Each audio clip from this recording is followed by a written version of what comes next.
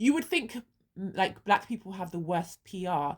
We actually have the cheapest and greatest PR.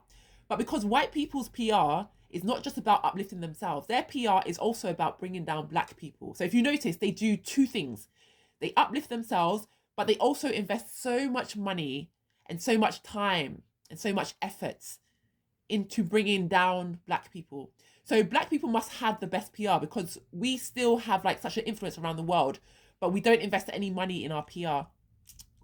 Asian people, their PR is bad. It's unfortunate, but it has improved. So like with South Korea, China, other areas like that, their PR is more so their their feet on the ground. So they work hard. They are intelligent. This is obviously this is a stereotype. So I'm not going to say this is all of them. This is just I'm just and this applies to every race I'm talking about.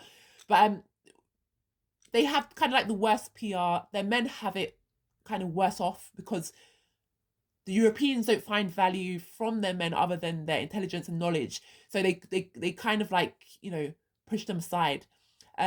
So they have kind of like the worst PR.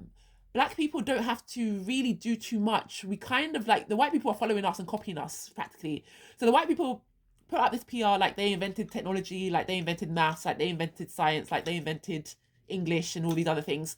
And then what they do is they uplift themselves with their money, the money that they have got from stealing from other cultures, like the Asian culture and the black culture. And they throw all that money into their marketing and their PR and their TV and all those type of things. So they have the most expensive. It costs them more. It costs them so much more to obtain their image. Black people don't really bother with this stuff too much. We have tried to fight against this a bit. So we get the bad reputation. They steal from us, they follow us around. It's like having that annoying like stalker that won't leave you alone and everything you do, they copy you. It's so annoying. But and then they take it and pretend like they came up with it. And then you call them out, but then they tell you that you're angry and that you're aggressive. It's such a strange dynamic. But they uplift themselves. Like I'm repeating myself, so I won't say it again. But they uplift themselves, and they also bring down all the other races and cultures, and then they cause division between all the other races and cultures. So it's a very interesting dynamic. So I would say, and this is how, and it's hard to say who has the best PR because of this reason. Because you could say white people have the best PR, but they spend so much money. It's like everything they spend goes into their PR. So I don't know whether they have the best PR or maybe it's black people who have the best PR because they don't really have a platform of their own. They don't really have this like the power dynamics. They don't really have the finances, the money, but yet still they influence everybody else. Everybody else is following them, watching them, and all that type of stuff. So, and there's also something else that I was thinking about. You know how they say all attention is good attention? It's like if people hate you, is that still beneficial as black people? Like, does it still make us more notorious? Does it make us more, I don't know. So I haven't thought about it in depth, so I won't comment on that now, but it's just interesting to think about. Asian people, their PR is coming up now. They have done it through hard work and grit. They have also a lot of them have fallen for the whole European PR about white supremacy, white deficiency, and all these other things, like all the insecurities of the European race. And it's funny because they stole like so much from them too, but yet they have fallen for there's a word that the Americans say, the okie doke.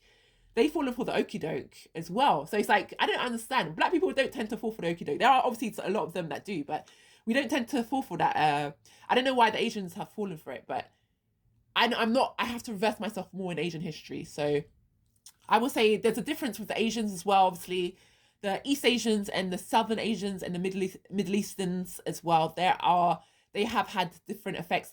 I think the Middle Easterns, they don't really care. Their PR is like kind of like here and there. They don't really care what other cultures think about them because they're so insular that they remain within their own community. So it's like, yeah, the West is giving them shit and making them look bad, calling them terrorists and all this bullshit, but they don't really care much for that. I don't see it affecting them that much. Like, I do see it affecting them when they're in like white dominated environments that they are affected by. Like the children that they have that are brought up in like white predominantly areas and in cultures that are predominantly European, I see those children affected. But even they tend to stick to themselves.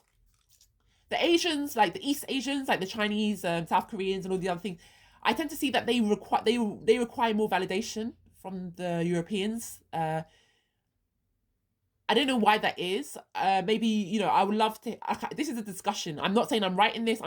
This is what I just observed. I would love to hear what you have to say.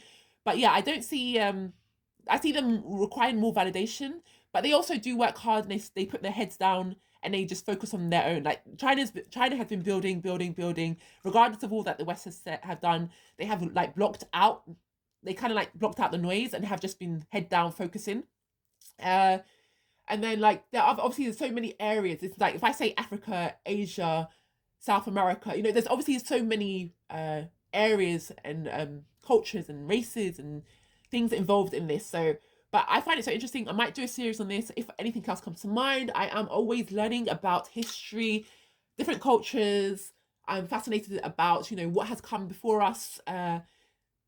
Yeah, so I will talk about this later. Give me your thoughts on this. Like, if you are having to put so much money and effort into your PR, is it more valuable than somebody who doesn't really do much and manages to get worldwide influence? So who is winning? Tell me who you think is winning and let's have a discussion in the comments.